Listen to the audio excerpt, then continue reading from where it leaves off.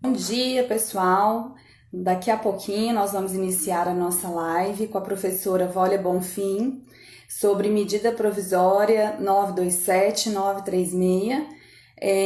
Conto com a participação de vocês. Nós vamos tentar responder todas as perguntas que forem possíveis. Nós temos uma limitação temporal de apenas 1 hora. São temas muito complexos, né, que estão gerando. Eu vou aceitar aqui.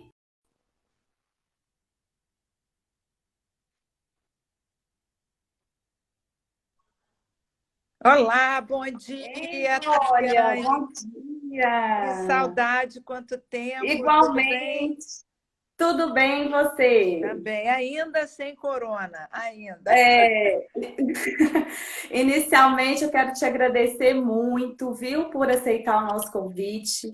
É uma honra tê-la conosco na FEComércio. Já tivemos presencialmente, agora virtualmente. E Verdade. te parabenizar, viu, pelas lives. Eu tenho tentado acompanhar todas. É muito, muito importante esse trabalho que você está fazendo, viu? De disseminar conhecimento. Eu não sei como que você consegue tão Não, rápido. eu já estou suspendendo, já não estou fazendo mais porque não estou dando conta do trabalho, né? Isso aqui está É, sendo um trabalho é, gracioso e eu não estou dando conta do sim. trabalho remunerado. Então, estou suspendendo, faço umas 2 semanas que vem e paro, e só as mais urgentes. Mas agradeço a FEComércio Minas Gerais, em nome da Tassiane. É muito bom a gente poder falar mais uma vez sobre as medidas provisórias. Pois é. E aqui no nosso bate-papo, Vólia, eu gostaria que você desse um panorama, né? Nós estamos com várias pessoas nos assistindo, empresários, dirigentes sindicais, né? Que a FEComércio é uma entidade patronal, contadores, profissionais de RH, sobre a MP. Eu acho que a gente pode começar na 927, alguns, né, os principais pontos, e a principal, que eu acho que é a que está gerando maior dúvida do pessoal, é a 936. Então, eu queria te passar a palavra para você discorrer um pouco aí sobre essas medidas provisórias. Então vamos lá. Bom dia, boa tarde, boa noite, boa madrugada, né? Isso, a live vai ficar salva por 24 horas no IG da FEComércio, Minas Gerais. Então você que assistir depois, um olá para você também. Vamos falar rapidamente da medida provisória 936 e depois da decisão do ministro Ricardo Lewandowski, que aparentemente será modificada, acho eu, lá para o dia 16/4. Isso é semana que vem, porque foi antecipada essa pauta e deixou de ser virtual para ser sessão virtual. Antes era só uma pauta. Bom, a medida provisória 936, de forma resumida, ela, na sua introdução, diz a quem não se aplica a MP 936. Ela não se aplica aos empregados públicos, aos empregados das subsidiárias dessas entidades estatais e aos empregados de organismos internacionais. Então, diferentemente da 927, a 936 preferiu dizer quem é o excluído ao invés de dizer os incluídos. Isso pode nos levar a uma série de controvérsias. Primeiro, estariam incluídos os domésticos, os rurais, os temporários da Lei 6.019, os aprendizes, os contratos determinados e os empregados inseridos no artigo 62 da CLT? Então, esse é o nosso primeiro problema em relação aos excluídos. Entendo eu que, como a medida provisória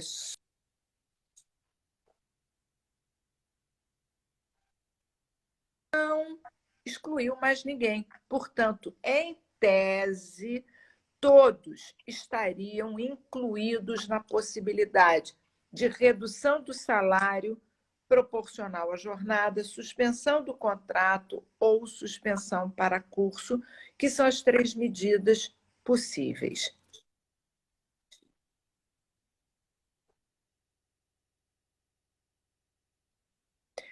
Então, em É, princípio, seriam essas as exclusões e inclusões. Mas vamos ao debate. minha primeira controvérsia é os empregados do 62, isso é, os externos sem controle, os de confiança que recebam 40% a mais, os teletrabalhadores, como fazer? Que aumentou muito, né?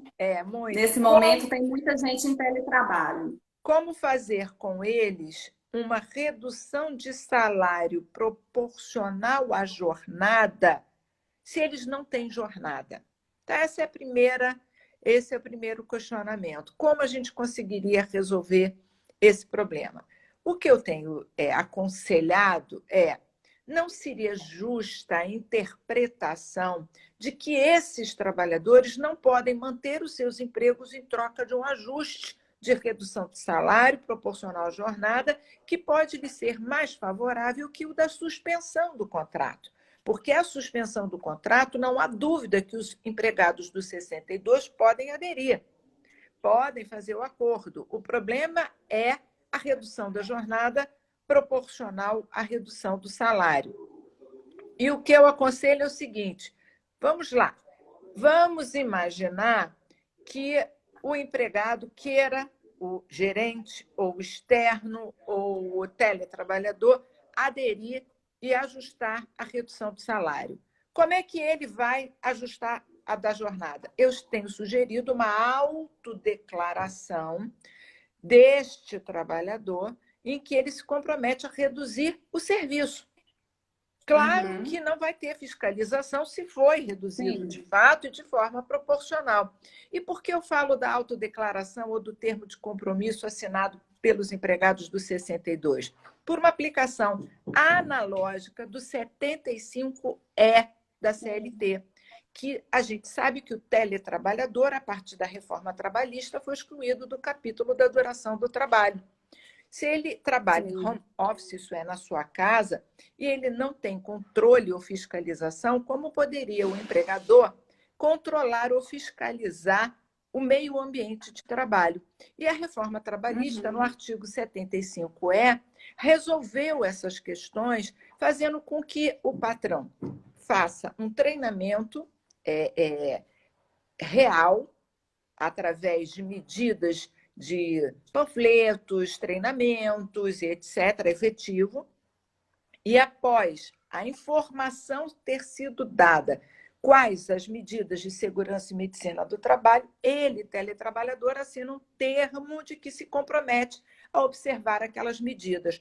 Ora, se em matéria de medicina e segurança do trabalho, que é aquela que leva o trabalhador à doença, que leva o trabalhador a adquirir doenças profissionais ou a ocorrência do acidente de trabalho típico, ele, trabalhador, pode autodeclarar que vai observar medidas de rigidez da saúde, por que não esses mesmos empregados do 62 não podem declarar o seu compromisso em reduzir o trabalho de forma semelhante ou proporcional à redução do trabalho?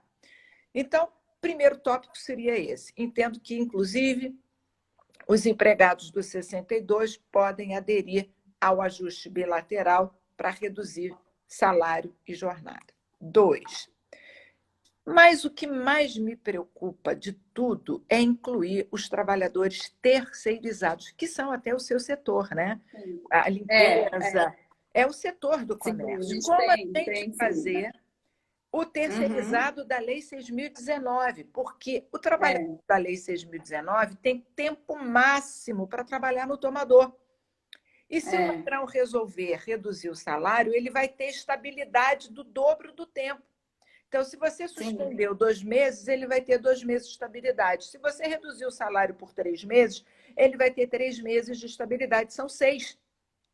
Isso já passa o prazo máximo lá de 3 meses ou 90 dias, né? 3 meses lá do período do... Quer dizer, hoje em dia pode até prorrogar até 180 ou 270 dias, mas pode ser que o contrato já tenha se iniciado antes da Lei 6.019, está prestes, né, a romper. Então, eu acho que, assim como o próprio TST fez um distinguish, né, na súmula 244, dizendo que não havia estabilidade da gestante para os temporários da Lei 6.019, eu acho que a gente também pode fazer uma flexibilização de estabilidade para alguns tipos e modalidades de contratos determinados.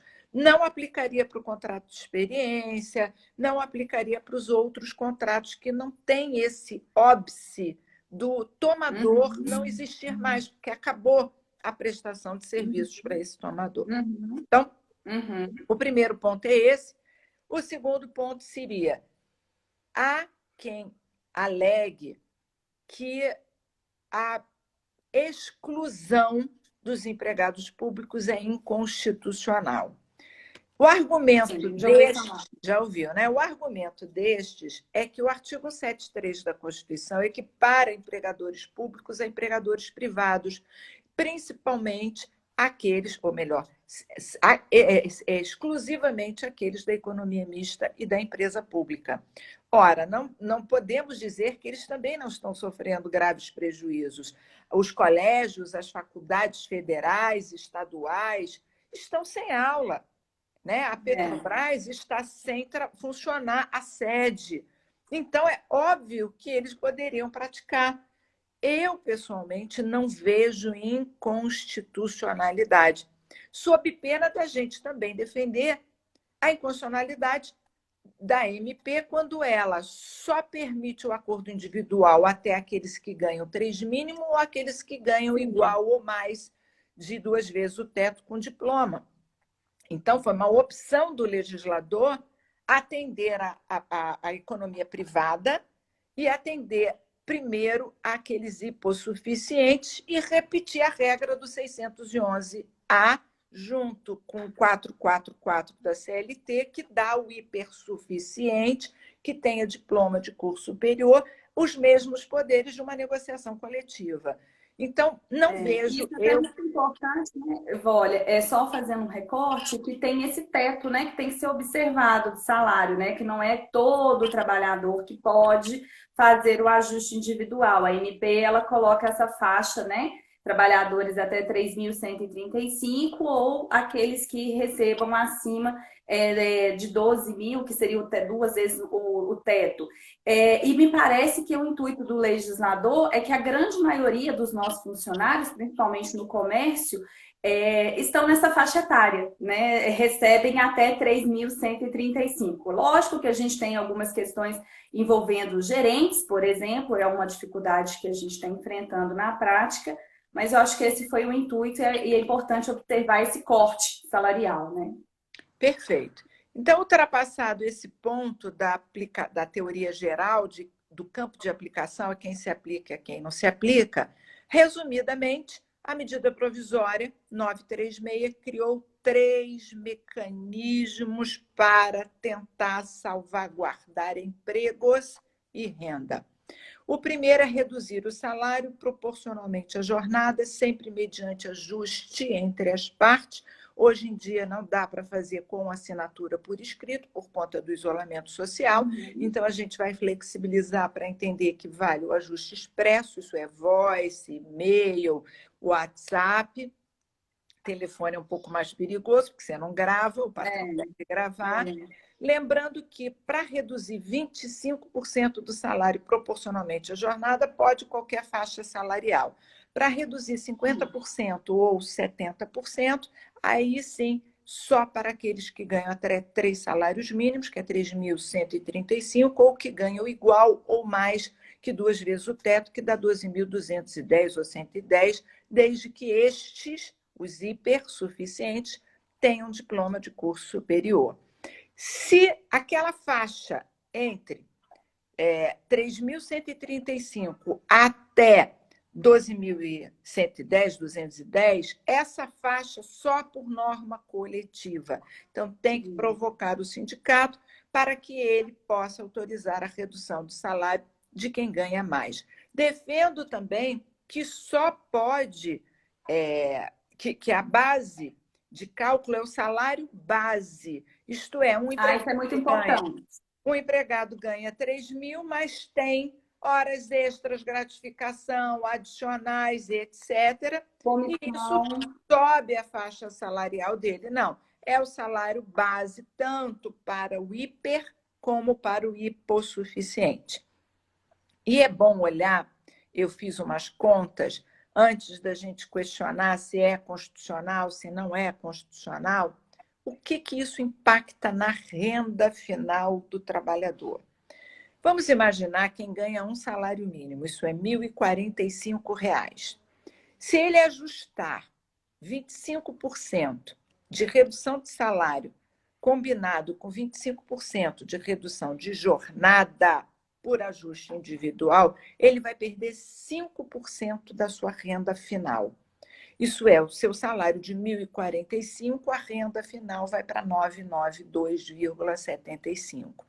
É razoável dizer que é constitucional, dentro do momento que estamos vivendo, de calamidade pública decretada por um decreto legislativo, que o trabalhador perca apenas 5% da sua renda, porque o patrão reduz o salário, mas o governo entra com a gente vai chamar de BEPER, Benefício Emergencial de Proteção ao Emprego e à Renda. Então, quando o governo entra com esse valor, compensa essa defasagem no salário do empregado.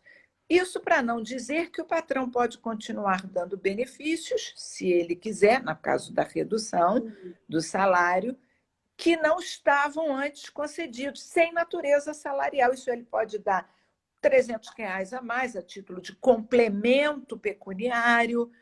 Isso também, para não falar que a última medida provisória 946 permitiu que, a partir do dia 15 de junho, o empregado possa receber, aqueles com contratos vivos, até o valor de um salário mínimo do FGTS. E aqueles que têm contas inativas, isso é, estão despedidos, também podem ter acesso à conta de menor valor. Então, o governo está tentando, de todos os modos, dar uma compensada. Eu fiz outros parâmetros. Vamos dizer um empregado que ganha R$ 1.700, que é a média.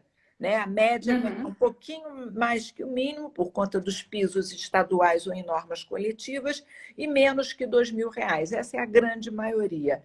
Então, estabeleciam que ganha 1.700. Se ele ajustar com o patrão uma redução de 25%, ou de 50%, ou de 70%, ele vai perder na renda final, isso é salário mais BEPER, 5,5%, 11% ou 15%, respectivamente. Isto é, se ele ganha 1.700 e ajustar a redução de 70%, ele só perde 15% da renda final. Também é razoável. Para quem ganha R$ 3.000, a perda máxima, quando ajusta redução de 70%, é de 27%, cerca de 27%. Também é razoável. Lembro a todos que nós já temos diversas leis autorizando descontos no salário de 25%, 20%, 30%, 35%. Descontos para empréstimos vai até 35%. Descontos para alimentação vai de 20% a 30%. 30% se usar a lei 30-30%. 25% se usar a lei 30-30%. 20% se usar a CLT ou a lei do rural 25%. A gente tem pensão alimentícia que autoriza desconto de 50% no salário. Isto é, nós já temos regras, além do PPE, Programa de Proteção à Empresa, que permitia a redução de 30% também do salário. Então, nós temos aí já parâmetros de que 30% já era o normal de se perder numa crise comum econômica. Imagina-se qual o limite agora, quando a gente está vivenciando uma repressão muito maior. A gente chamaria de depressão econômica. Então, chega uma... É importante também, né, Vólia, que é transitório, né? A norma ela teve esse cuidado. Nós não estamos falando de uma redução salarial ad eterno. Ela tem um período que pode ser aplicado, né? Dessa redução ou da suspensão pela empresa, né? Perfeito. Se for redução do salário proporcional à jornada, pode até 90 dias.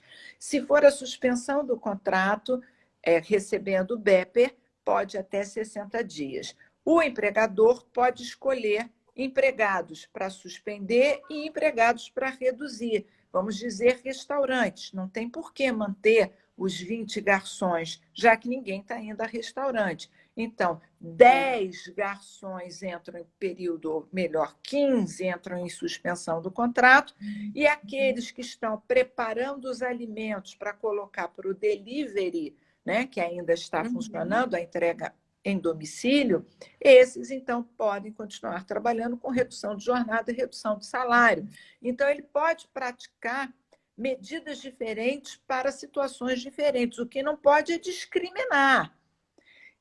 Outra situação, ele pode acumular os dois casos. Ele pode, primeiro, reduzir um mês, viu que não deu, que a empresa vai quebrar, ele suspende. Nesse caso, a medida provisória diz que, se usar sucessivamente suspensão mais redução, o prazo total é de 90 dias. Isso é o prazo máximo que o governo entra com o BEPER, é de 90 dias. A pergunta que se faz é, mas é constitucional permitir redução de salário sem a participação dos sindicatos nessa negociação? Eu diria, em princípio, é inconstitucional qualquer lei que autorize redução de salário ou qualquer ajuste individual que autorize redução de salário sem ser por acordo coletivo ou convenção. Entretanto, nós estamos num período de pandemia em que há uma necessidade de ponderação de interesses conflituosos. E, nesse sentido, a gente pode usar ou a teoria de Hart da derrotabilidade, isso é, derrotar a norma, criar uma exceção ocasional e temporária, mas eu prefiro a tese da preponderância, neste momento, do princípio da busca do pleno emprego, estabilidade da economia, função social da empresa, continuidade de postos de trabalho, que, em última análise, visam proteger até os direitos humanos, porque, se nós chegarmos, sem a ajuda do governo, com esse benefício ao índice de desemprego que a XP previu, isso é, podemos chegar a 40 milhões de desempregados, aí sim nós vamos ver o que é fome, o que é diferença social, violência, porque as pessoas vão sair para depredarem coisas, furtarem, para se alimentarem. As pessoas vão ficar desesperadas, não vão ter postos de trabalho.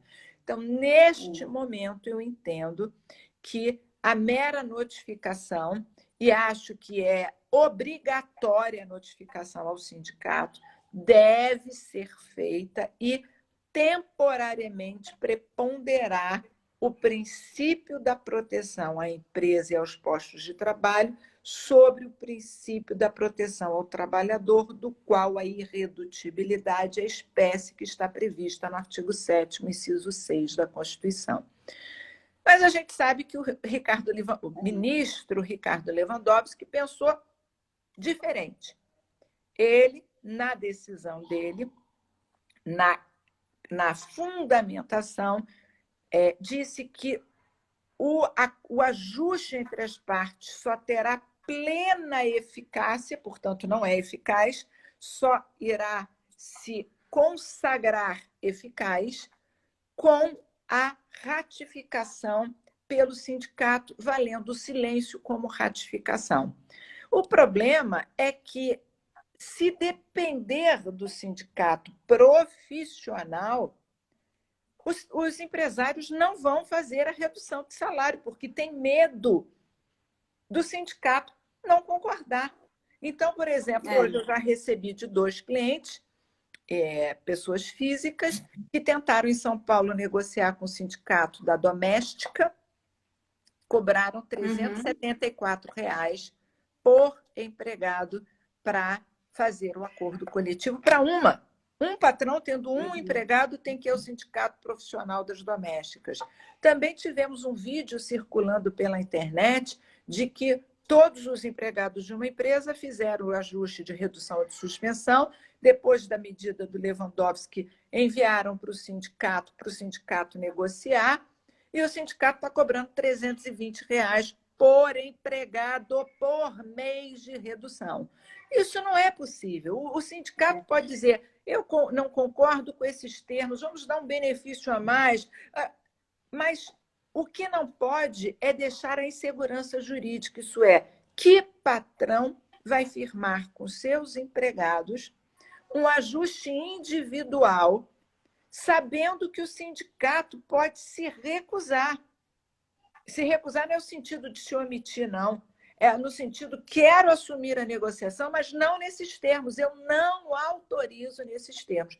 É claro que nós temos alguns raros bons sindicatos. Aqui no Rio de Janeiro, o Sindicato dos Bares, Hotéis e Restaurantes com o Sindicato dos Garçons. Os dois, patrão e empregados, conseguiram se unir para ratificar os termos da MP.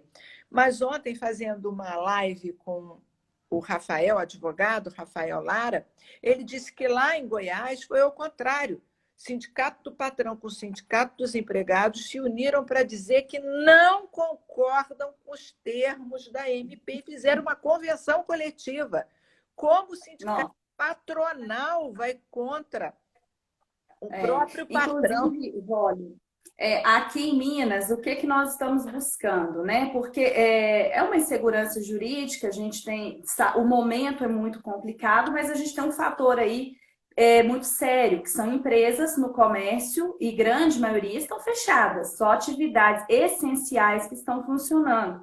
Então, nós temos decreto estadual, nós temos leis municipais. Nós estamos em fase de conversas, né, de negociação com a Federação Laboral. O nosso pleito é a ratificação da MP 936.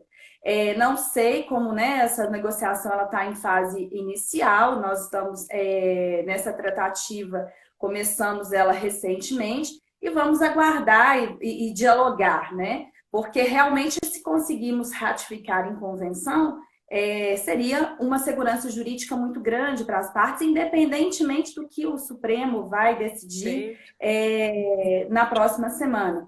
Mas realmente não dá, nesse momento, também criar qualquer condição, porque nós estamos num momento de exceção, num momento de crise financeira muito grave, né, causada aí pela pandemia, e qualquer ônus para a empresa nesse momento, ela não consegue pagar. Não é que ela não quer pagar, ela não consegue, é diferente. Nós, infelizmente, chegamos num momento muito triste, porque a empresa ela não pode abrir as portas, ela não pode operar, né? Então, vamos ver como que nós vamos evoluir aqui. Eu até te dou notícias das nossas tratativas. É bom dizer para o pessoal que tem sindicatos que fazem o seu papel, mesmo para os não associados, sem cobrar, porque convenção ou acordo coletivo aplica à categoria, o acordo aos empregados daquela empresa e a convenção à categoria. Não pode induzir o trabalhador ou o patrão à associação nem à cobrança compulsória. Mas é claro que também eu entendo o lado das entidades sindicais que querem sobreviver. Só que não é o momento de se acharcar quem já está na lama. Isto é, demonstrando um bom trabalho agora, futuramente terá resultado. Aqueles sindicatos que estão se recusando totalmente a negociar, ou vamos dizer, a ratificar os termos da medida provisória, eles estão se autoimplodindo, porque o resultado disso vai ser, daqui a pouco, uma emenda constitucional para a pluralidade sindical, para tirar o poder do monopólio deles, porque o patrão fica sem saída. E isso é uma situação muito difícil. Eu acho que nessa sessão do dia 16/4, vai ser revista a decisão do ministro Ricardo Lewandowski. Mas eu tenho aconselhado, e já vinha fazendo isso antes da medida provisória 936, antes da decisão do Lewandowski, que os empregadores tentem, de qualquer forma, fazer o procedimento da negociação, notificando, e o que eu tenho chamado aí nas lives, de acordo coletivo ou convenção coletiva express. Isso é, ao invés de esperar 8 dias o sindicato se manifestar, depois mais 8 dias a federação, depois mais 8, para só, então, criar a comissão de negociação, faz a notificação de todos ao mesmo tempo, os empregados notificando os seus próprios sindicatos, os patrões notificando os seus próprios sindicatos, da intenção deles, para que eles assumam as negociações e utilização do prazo pela metade, 4 dias ao invés de 8.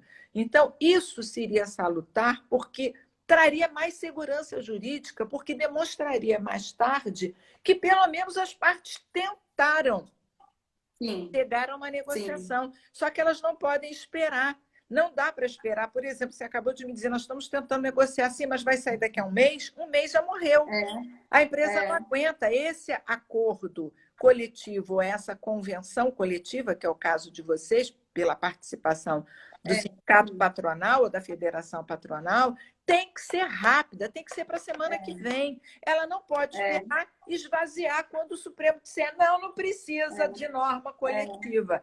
Se o Supremo disser não precisa de norma coletiva, vai ser a teoria da derrotabilidade das normas legais. No caso, derrotabilidade de normas constitucionais, que significa excepcionar a regra em momentos especiais.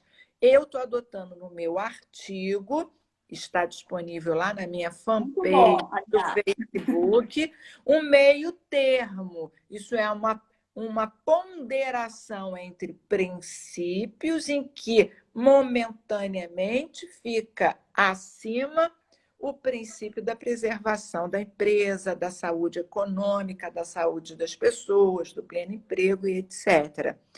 E também a própria Constituição Federal, né, Vólia, ela traz ali no artigo 1º como fundamentos a livre iniciativa e o valor social do trabalho, conjuntamente, né? Então, nós temos uma interdependência da atividade trabalho e empresa, não subsistem, são interdependentes. Então, nesse momento, não vejo como dissociar a figura da empresa e o trabalhador. Nós temos que nos unir, né, não só nesses momentos, mas principalmente agora, porque o que se busca nas medidas provisórias e nos incentivos é que essas empresas não morram.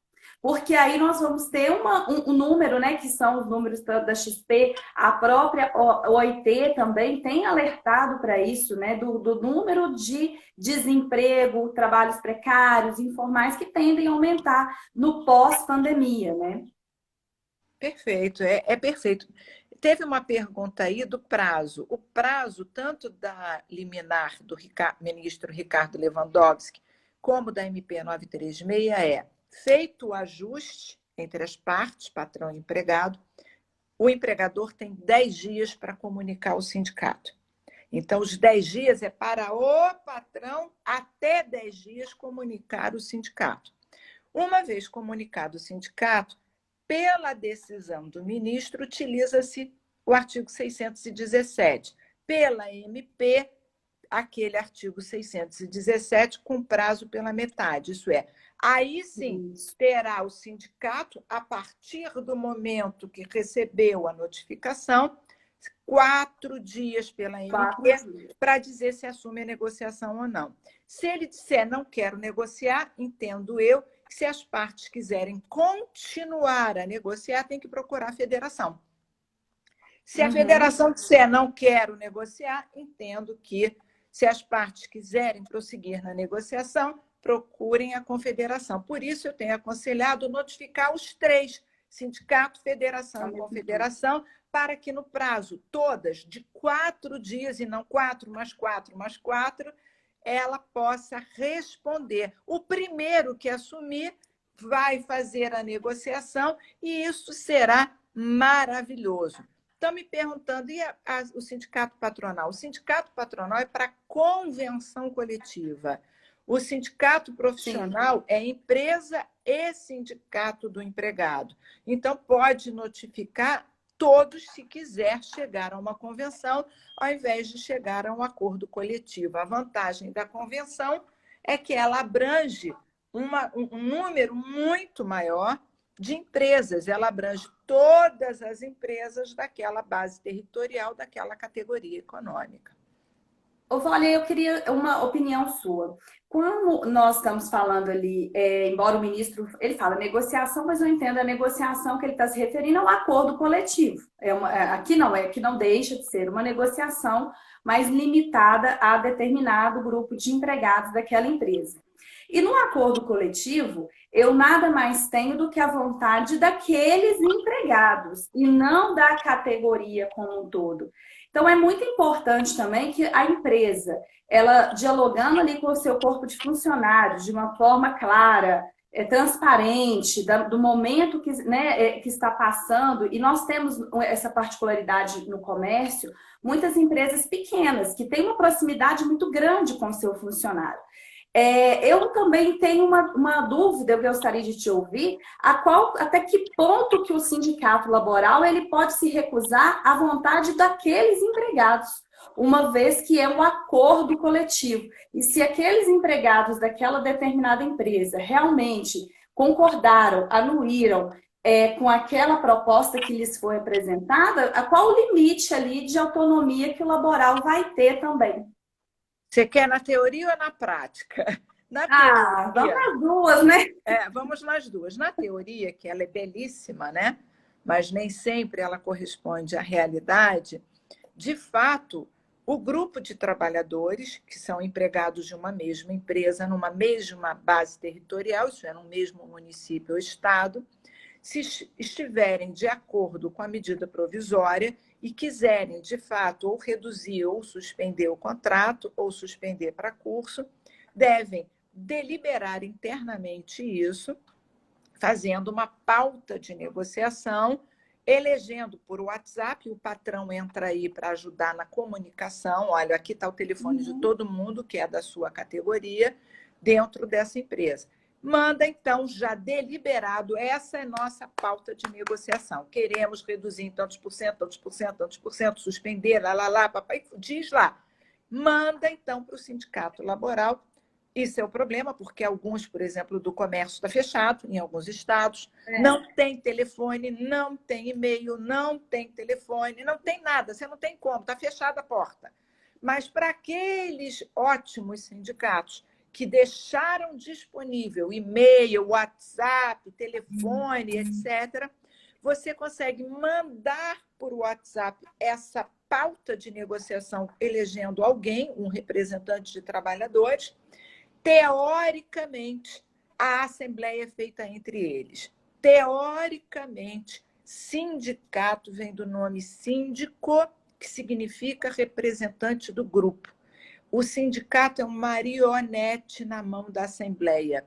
A Assembleia de empregados, sendo associados ou não para acordo coletivo, delibera 2/3 em primeira convocação e 1/3 em segunda convocação, na forma do 612 da CLT, qual vai ser tudo feito por WhatsApp.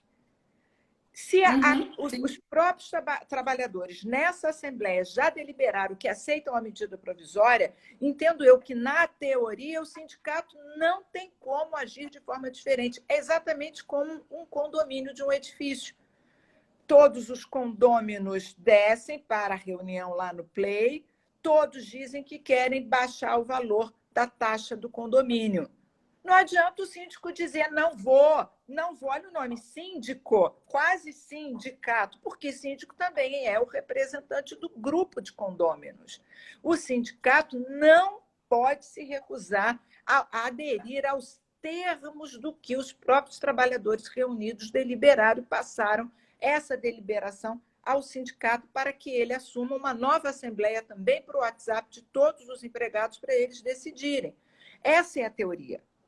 Mas, na prática, a gente está vendo situações como a que o colega Rafael falou ontem, que o sindicato de Goiás está cobrando R$340 por trabalhador, 320, que o de São Paulo agora, o sindicato dos domésticos, está cobrando 374, não sei por que esse 4. for doméstico. Então, isso não pode ser feito. Você não pode cobrar para negociar. Não, E também não pode negociar só para associados. É inconstitucional. não. Então, é muito E nem importante. exigir associação, né? A Porque, teoria, então, ela é linda, mas na prática o que a gente está vendo é que alguns sindicatos simplesmente dizem, não, não vou concordar. E como eles fazem no seu próprio estatuto um quórum diferenciado do 612, eles uhum, acham que o quórum é o do estatuto, e de fato existe doutrina nesse sentido, não estão de todos errados, eles já estabeleceram em seu estatuto que quem delibera são só os associados da categoria, mesmo que seja acordo coletivo. Para a CLT, quem delibera para acordo coletivo são os interessados, isso é, são os empregados daquela empresa naquela base territorial. Para a convenção, é que são os associados da categoria que deliberam. Ora, um sim. sindicato de comerciário aqui do Rio de Janeiro, ele não tem mais de 1.000 associados. Você imagina quantos comerciários nós temos no estado do Rio de Janeiro para o sindicato ter menos de 1.000 associados? Ora, menos de 1.000 associados, se o seu estatuto interno disser que metade mais um dos presentes podem deliberar, é possível que o voto de 12 pessoas determine que são contra as reivindicações dos trabalhadores e dos empresários. Então, na prática, eles estão com a faca e o queijo. Uhum. Então, não é fácil. Tudo isso está sendo muito. Esse caos está sendo muito importante para a gente revisitar o papel dos sindicatos. Eu não tenho dúvida que os patronais sempre desempenharam a sua função em prol de defender a categoria. Mas e os dos trabalhadores? Eles estão defendendo o seu próprio interesse como pessoa jurídica ou da categoria? Quando ele cobra alguma coisa para negociar num momento de crise, onde as pessoas estão morrendo e futuramente vão morrer de fome, desnutrição, violência, é realmente um momento de se repensar como realinhar esse poder, né, que os sindicatos profissionais estão tendo. Eu vejo que nós estamos diante de um momento muito crítico e pode ser uma grande oportunidade para os sindicatos representativos que estão buscando, estão trabalhando e estão aí, vieram, né, sofreram tanto com a reforma, com o fim das contribuições, com a queda de receitas, que é uma realidade que aconteceu, de demonstrar seja para o empresário, seja para o seu empregado, que neste momento, transitoriamente, nós estamos tentando salvar, né, os empregos, tentando viabilizar, porque, infelizmente, tem empresas aqui em Minas que já morreram. Eu acho que isso retrata o Brasil todo, que infelizmente nós temos um estado com vários municípios, cada um decretando de uma forma, né? Porque a gente tem aquela competência local do município de disciplinar sobre o funcionamento, e não vai conseguir, lamentavelmente, nem fazer a redução e nem a suspensão, porque já não existem mais. Então, a gente realmente tem chamado a reflexão, tanto dentro da própria federação, quanto com o laboral. Nós estamos confiantes que realmente a federação aqui, que é uma federação expressiva, com pessoas extremamente qualificadas e que sempre tiveram um protagonismo, que a gente consiga ajustar e trazer essa tranquilidade e segurança jurídica nesse momento tão difícil. Eu queria te fazer uma pergunta, que é uma dúvida que também tem me trazido, o seguinte: nós temos algumas atividades que são essenciais e estão funcionando, né, seja por decreto federal, decreto estadual, muito na área de alimentação, na área de gêneros alimentícios, enfim. E muitas dessas empresas têm funcionários de risco. E estão optando né, de colocar em home office, mas às vezes a atividade, principalmente no comércio, você não tem como exigir uma tarefa ou fazer uma mudança rápida dessa função para ela ficar no teletrabalho. Você acha que essas atividades, mesmo que essenciais, e mesmo que a MP não, ela não traz uma distinção, mas a gente sabe dessa questão da ponderação, da dificuldade da empresa, que tudo isso eu acho que tem que ser analisado dentro de uma boa fé, porque não pode ser usado a MP para maximizar lucro, na minha, né, visão. Se seria possível adotar essas medidas para, pelo menos, o grupo de risco, sem a gente ter aí, talvez, uma insegurança jurídica maior. Queria ouvir sua opinião. Eu acho que, de novo, a gente tem que ponderar princípios. De fato, há atividades essenciais que têm que continuar, a saúde, né? Todo o pessoal da saúde, enfermeiros, médicos, técnicos, a limpeza da saúde, os postos de abastecimento de combustível para os caminhões circularem, porque tem que levar e trazer medicamentos, algumas fábricas. Nós temos também os supermercados, as farmácias. Desse lado, então, a gente tem o princípio da preservação mínima da economia e da saúde. Do outro lado, a gente tem o princípio da saúde particular de algumas pessoas que, se forem trabalhar, colocarão em risco a sua própria vida. Então, ao sopesar esses princípios, eu diria que, se realmente não há meios de atenuar esses riscos, isto é, colocá-lo em home office ou colocá-lo no setor de escritório, se for uma grávida, por exemplo, ou máscaras daquelas de carbono, se mesmo com todo o equipamento de proteção existir risco real por conta da idade, né, diabetes, hipertensão, entendo que o trabalhador pode se recusar a trabalhar.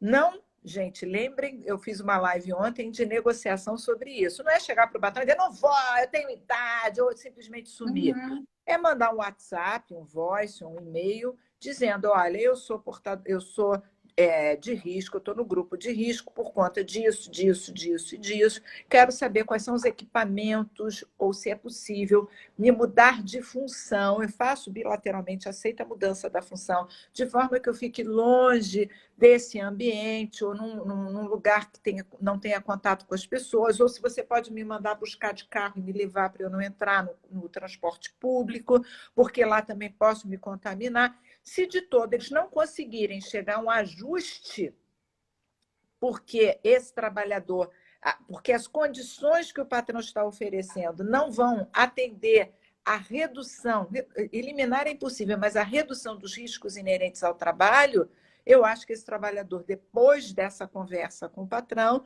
pode dizer, então, que ele se recusa a ir, e se o patrão insistir, ele pode dar justa causa no patrão, rompendo o contrato de trabalho. Acho que seriam essas as premissas. Entendi. E vamos falar um pouquinho rapidamente, então, da 927, que eu acho que nós temos a suspensão e a redução de salário como uma possibilidade que veio, né, posteriormente, mas nós também, a 927 traz algumas possibilidades para algumas empresas, por exemplo, essas essenciais, muitas delas houve uma queda do número de clientes. Elas estão funcionando, mas não estão vendendo tanto, porque o isolamento social, né, reduziu muito a circulação de pessoas. E aí tem algumas medidas que eu gostaria que você comentasse também para a gente, que ela, né, traz ali antecipação de férias, feriados, a questão do período aquisitivo, se a pessoa tem que ter ou não. Queria que você falasse um pouquinho para a gente da 927. Tá bom, então vamos lá. Em relação à 927, que veio antes da 936, ela prevê medidas bilaterais e unilaterais. A maior característica da 927 é o artigo 2º. Para mim, é uma novidade. Foi até motivo da introdução do meu artigo sobre a 9... Eu tenho 2 artigos, um comentando a 927 e um comentando a 936. E ela diz que o ajuste entre as partes, empregado e empregador, prevalece sobre a norma coletiva e demais dispositivos legais. Isso já gera um conflito de normas, porque o 611-A da CLT diz que as normas coletivas preponderam sobre a lei e o ajuste entre as partes. Claro, quando reduzir ou aumentar direitos. Então, a gente tem duas normas contrárias, o artigo 2º da lei da medida provisória 927 e o caput do 611-A da CLT. Nesse conflito de normas, exatamente por conta da pandemia, do estado de calamidade, da necessidade de redução de encargos para o patrão, entendo que prevalece o artigo 2º da medida provisória.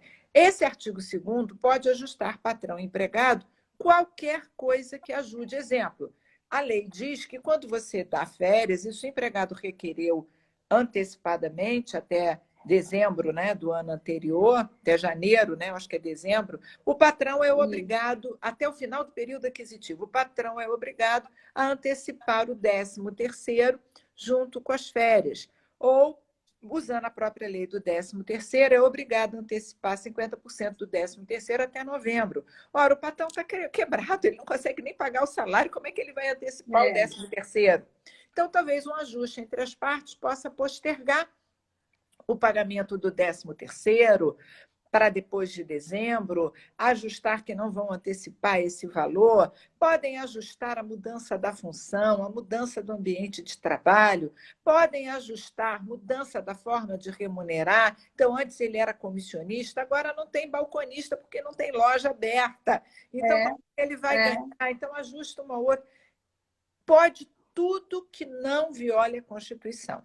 Então, esse é o artigo 2º. Já o artigo 3º diz que, unilateralmente, o patrão pode colocar o empregado em teletrabalho, antecipar as férias, desde que comunique 2 dias antes, sejam férias individuais ou coletivas, antecipar os feriados, salvo os feriados religiosos, que são bilaterais, banco de horas, determinado banco de horas também precisa do ajuste da parte, suspender as regras, algumas regras administrativas, como exame médico admissional e o demissional, se já teve há 6 meses algum exame feito nos empregados.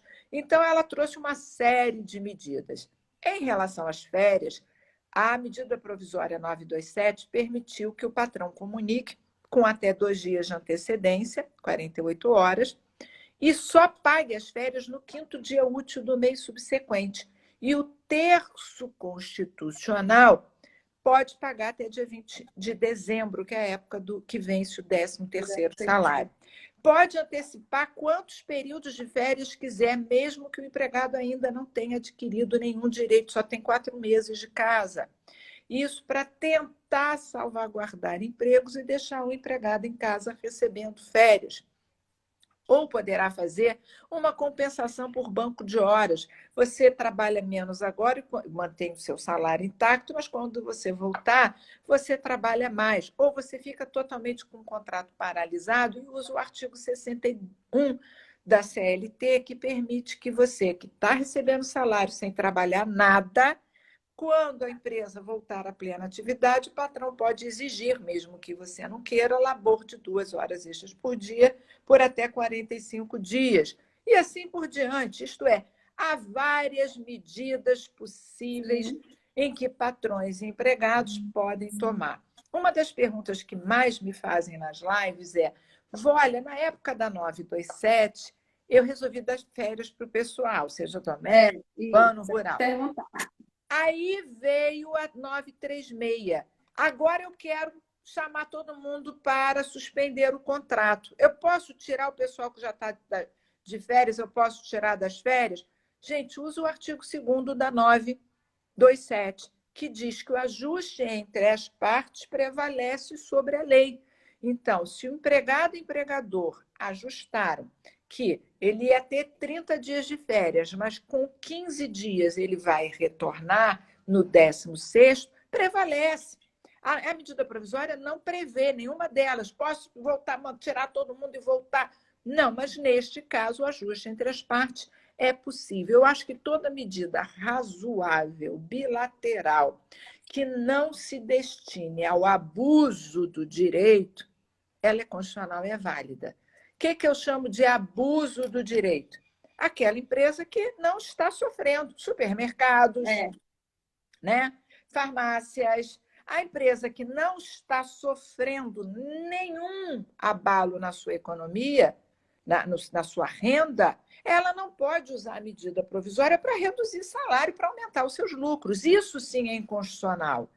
Se a empresa teve um baque de redução de 50%, ela deve reduzir também em até 50% o salário dos seus empregados. Isso é, a gente deve imaginar uma medida de equilíbrio e de razoabilidade na utilização da medida provisória 936 e 927.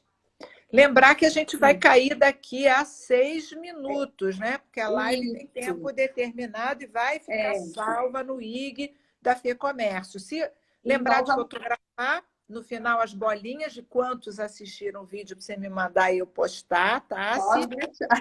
Né? E depois, se você baixar para o YouTube, me dá para eu também compartilhar com os alunos. Não, nós vamos compartilhar sim. Nós temos o canal da FEComércio no YouTube e como, né, várias pessoas querem assistir, mas não podem assistir nesse momento, né, para ficar disponível. Eu acho que a gente já está caminhando aqui, né, porque nós temos um prazo muito limitado. Eu queria só te fazer uma última pergunta e queria que você deixasse seu Instagram para as pessoas também te seguirem. Em relação ainda a 936, esqueci de te perguntar da estabilidade.